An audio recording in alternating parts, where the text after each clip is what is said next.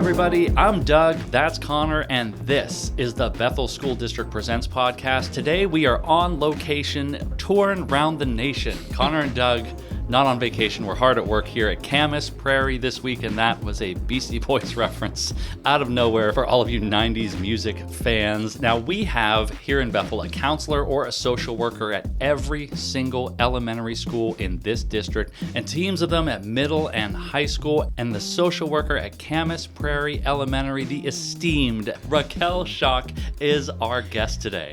Yeah, and Raquel, we became aware of your work from a Facebook photo we saw of you sitting in a hall with a student having what was called a minute meeting. So the post said you were having these meetings with each student in the school, and that piqued our interest.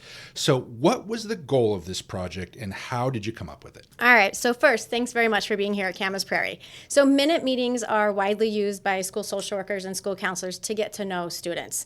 As a school social worker, I get to know some of our students very well, so this provides me with an opportunity to interact with most of our students and to ask them some questions that they share information with me, and I created a Google form around this minute meeting, and they're supposed to last a minute, but students like to talk, so they're usually 3 to 5 minutes long.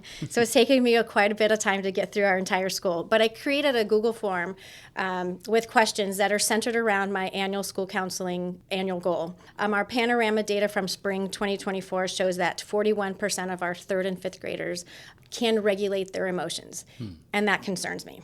That's definitely a lot lower than you would want it to be. Yes. Wow. Yeah. And you just did an amazing job explaining the kind of crux of what these minute meetings are, but we would love to see one in action. I have volunteered young Doug here to be the recipient of a minute meeting. So why don't you go ahead and talk to Doug as if he were a 4th grader. It's very easy. I do it all day. And you lead a minute meeting with him. All right. So, Doug, I just want to make sure you know who I am. I'm Miss Schock. I'm your school social worker. And I'm going to meet with you today for about a minute, and I'm going to ask you some questions so that I get to know you a little bit better. So I know that you're in 4th grade, and I know that Miss Doody is your teacher. Can you tell me how school is going so far for you? On a scale of 1 to 5, with 5 being absolutely amazing, 1 being not so good. How would you say school, but in your case, work, is going so far for you this year? This is actually really interesting. We've never done something like this on the show before. I'm going to say 4.5, I think. Okay. And my follow-up to you is, what would make it a 5? I love that follow-up. I think maybe if it were a 5, there'd be a Starbucks in walking distance to school. All right, we're going to go with that. So then my next question I ask them is, do you have friends at school? We want to make sure that every student feels that they have somebody that they can play with at recess. That's a great question for the kids. I do have friends at work. Yes. I am so happy to hear that. Me too.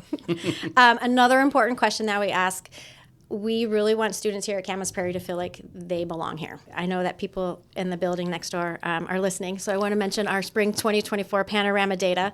We have a 70% favorable reporting of 3rd through 5th graders that they feel that they belong at our school. Wow. And we take great pride in that, and we're not stopping. We want to increase that number. So I always ask our kids, because this is very important, can you tell me, a grown-up, that you are comfortable going to if you have a problem at school? So Doug, yes.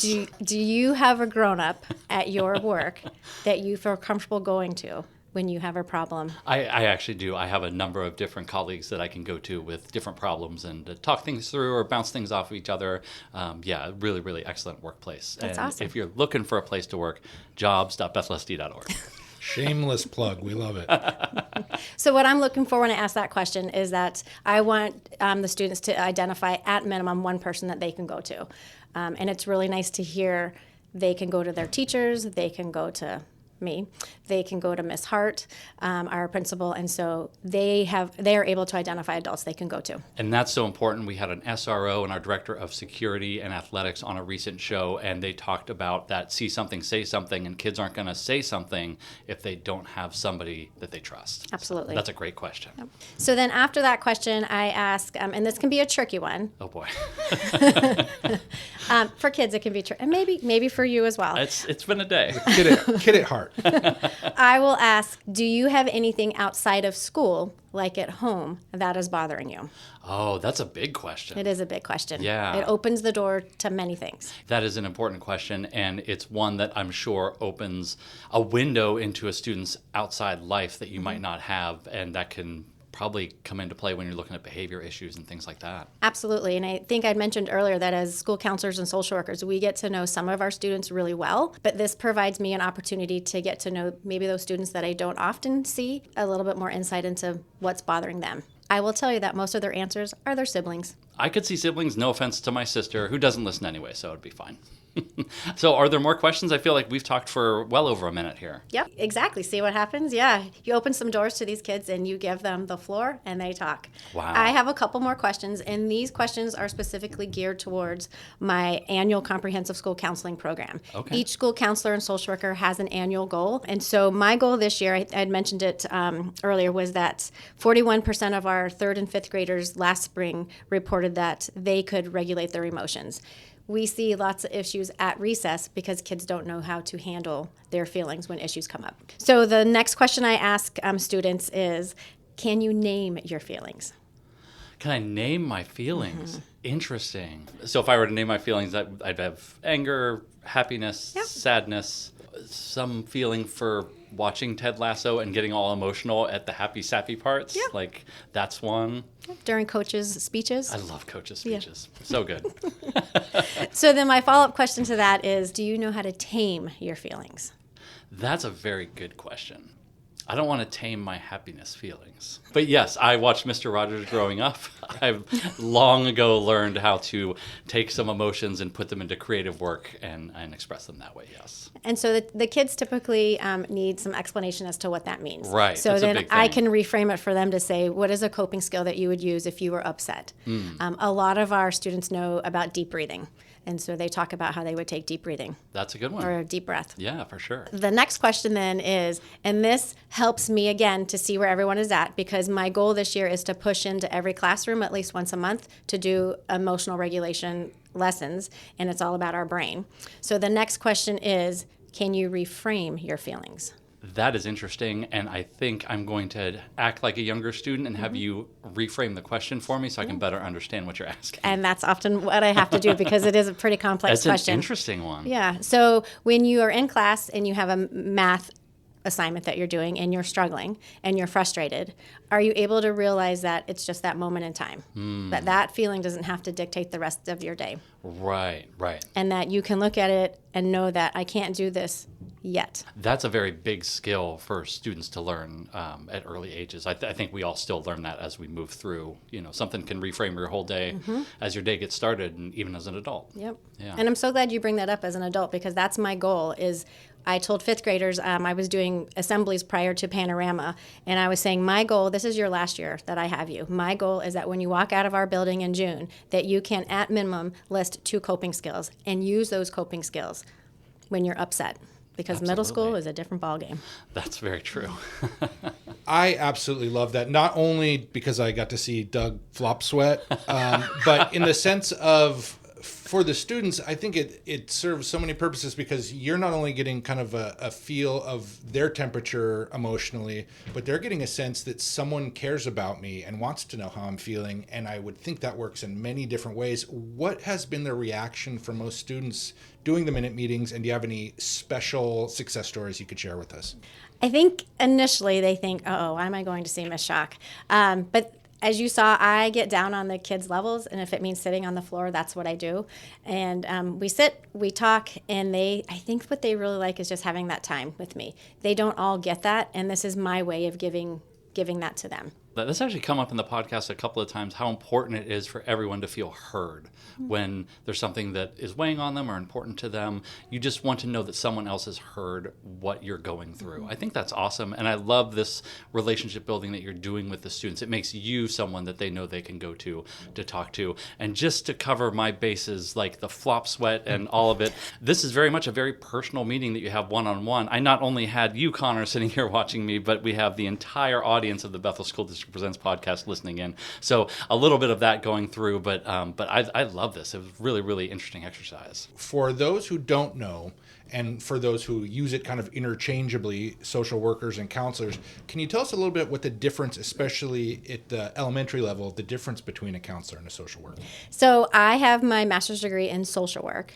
and school counselors have their master's degree in school counseling, or they have been teachers and then went back to school to get their credential in school counseling. So while we have similar backgrounds, they're different at the same time. My coursework, I specialized in aging and the health when I was going through graduate school, never thinking I would end up where I'm at today.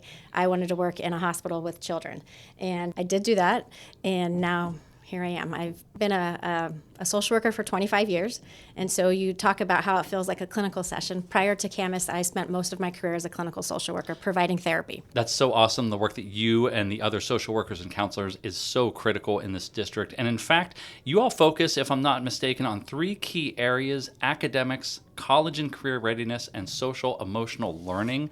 So if we could kind of talk through all of these, first talking about academics, I would assume that most parents would think that teachers and paraeducators are doing that kind of stuff in the classroom. So how do you help support that work in your role? So I'm going to skip to the last area that we focus on, the social emotional learning. Several of us went to a conference last year where the phrase is very important. Social emotional learning is the plate that everything else is built on. Interesting. So academics, career readiness, it is all on the plate, but social emotional learning is the plate. Connor, you want to dissect that for us? Yeah. What's the thought process behind that? Because I think I get that, but I'd love to hear an expert opinion on why that is. Well, I didn't coin the phrase. I just use the phrase, so we'll start there. But so think about it. I look at the school building as basically the hub of the community. We are not in the business of just raising scholars, right, to teach them math, reading, science, social studies, history. We're in the business of raising good humans. And I will credit Melissa Munson Merritt for that phrase, because if you think about it, you have to be able to build relationships. You have to be able to regulate your emotions in order to access academics, in order to be a good employee. You have to have those skills. That makes perfect sense when you explain it like that. I think that probably not something that people think about often as being a core foundational part of education, especially elementary education. But when you explain it like that, it seems obvious. Now it seems obvious. Yeah, it was really a different way to think about it, because what I hear a lot is we have to remove barriers to education, and you're saying, if we don't have this plate of social emotional learning, it's just going to end up on the floor, I suppose, would be the follow-up to that metaphor. But yeah, it kind of holds everything in place. It does. That's really awesome. So another part that's on that plate is college and career readiness.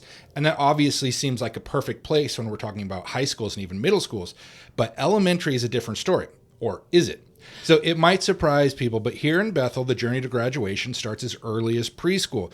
So Raquel, tell us about your work preparing some of our youngest learners for getting their diploma, even if that's more than a decade from now. What kind of skills are you building in them that'll translate to 10 years down the road? Well, again, I think it goes back to the social emotional learning, but I think bigger than that is a sense of belonging. We know that if kids don't feel like they belong somewhere, they don't want to be there, which is why we find it is extremely important here at Camas Prairie to make our students feel like they belong.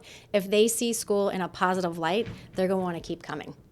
And that goes back to attendance, and we know how attendance impacts graduation rates. I love that. I love your passion that's coming through in the conversation here and the work that you're doing. What inspired you to become a school social worker? You obviously said before that you were a clinical social worker before you came here. So what inspired this journey for you? I was born into a military family. My mother is English, my dad is American, and spent time traveling as a child due to my dad's 27 years of service. I then married a United States Marine, and we traveled for the first 10 years of our marriage. Wow. So sense of belonging is really important to me. In graduate school, they asked me to talk about my culture, and my culture was the military. That's what I knew. Yeah. And so we have now, my husband, son, and I have now lived out in Graham for 13 years and have lived in Washington now 19 years. And it's so important to feel like you belong in your community. And that's what this is. Our school is our community. When I go to Walgreens and my person who hands me my prescription knows who I am or recognizes me, that makes me feel like I belong. It makes me feel seen. I grew up wanting to go into the military because that's what I was in. Studied Russian. My undergrad degree or undergrad journey started in Russian at the University of Utah. And then the wall came down in my lifetime, and I was like, what am I going to do now with Russian? I don't want to be in a room with no windows translating documents. I've always wanted to help people.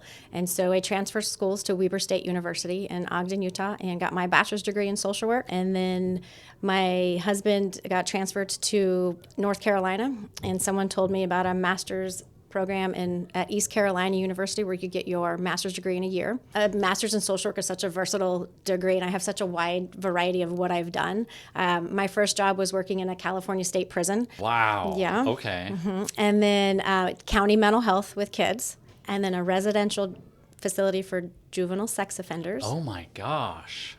Community-based hospital.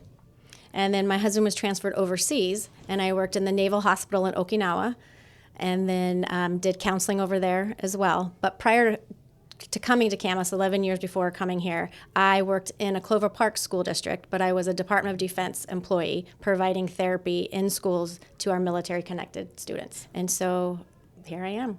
Wow. Yeah. What a fascinating journey. And, the kids here are lucky to have you. We've heard that from so many adults since we posted your photo speaking to kids in the hallway. Absolutely. And those minute meetings are just such a big part of it. Follow-up question. Do you still know any Russian? Здравствуйте. Oh, Как дела? wow. Меня зовут Raquel. Okay, that had to be my name is Raquel? It was hello, how are you? My name is Raquel. Fantastic. What's the weirdest thing you still know how to say in Russian? That's appropriate It's for not a school appropriate. podcast. I love it. And what I love is we have students here at Camas Prairie who speak Russian, Moldovan, or Ukraine, and I'm able to say hello to them every morning in Russian. Wow, that is an amazing sense of belonging for our multilingual students. That's fantastic. And you did mention in your answer about how you got here that you love to travel. And if you've listened to the show at all, you know we like to talk about travel, and we'll find a way to wedge it into just about any conversation. So here goes. If you could travel anywhere in the world to celebrate New Year's, where would you go and why? Well, this is a great question. My birthday happens to be New Year's Eve, so what a great question, because I have thought about where would I like to go anywhere in the world on my birthday to celebrate New Year's. New York City. So York it's City. the kind of the I granddaddy. want to see the ball drop, and I want to ice skate at Rockefeller Center. That doesn't get more classic than that. Yep. That is a perfect answer. Where is the most memorable place you've celebrated your birthday or New Year's? Well, a couple of years ago, I was supposed to go to Las Vegas to celebrate my big 5-0, but during COVID, and so standing in line at security, our flight was canceled. Oh no! So yeah. Oh, what a terrible New Year's memory. Yes. Yuck. Yeah, so I need to get to New York City to reframe that memory. Absolutely. Yeah, for sure. All right, Doug, what about you? I know you've probably thought a lot about this. Where would you celebrate New Year's if you could be anywhere in the world? Well, it's a great question. I'm not a big New Year's fireworks kind of person. Really, anywhere away from my dog on New Year's Eve is kind of the best. I'm going to say Vegas. I bet Vegas is pretty hopping on New Year's. I bet that'd be fun. Connor, I want you to have a sense of belonging here on the show. Where would you like to celebrate New Year's? Well, first, thank you. I feel that. I am not a huge fireworks person. I used to work right under the Space Needle in Seattle nights. So I spent many a year just trying to escape Seattle Center before the crowds came in. So I'm going to go somewhere where there's no crowds. I would go to Iceland. I would be sitting in a natural hot springs in the middle of nowhere in a fjord, maybe. I love it. I love Watching the northern lights. Yeah, that sounds like a pretty good way to celebrate. I'm changing my answer right now. I'll be there with you. All right. Ruining your New Year's. I might change my answer too. I know, it does sound pretty good. All right, you bring the fireworks, Raquel, and we'll all reconvene in Iceland for part 2 of this podcast. Well, thank you very much, Raquel Schock, for having us over here at Camas Prairie. Fascinating conversation, and we will be back next week with another edition of the podcast.